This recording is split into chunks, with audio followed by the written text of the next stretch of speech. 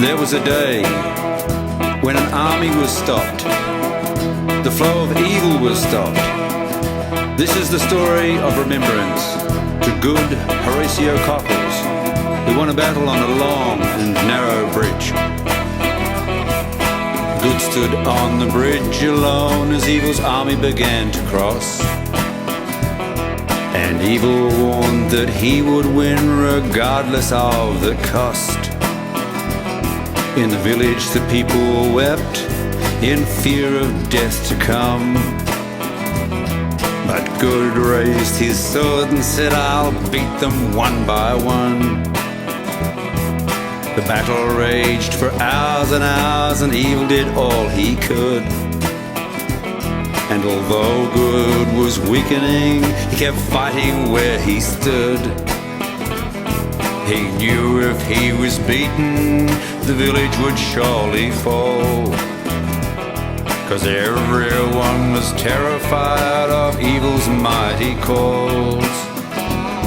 So the people said, "Good is lost, he cannot stand the blows. And then we'll all be lost, sure as the river flows." Good knew his end was soon, so he cried out at last, "I'll cut the bridge down behind me and cut it down fast." So some men got their axes and climbed out on the wood and started chopping down the bridge behind where Good stood.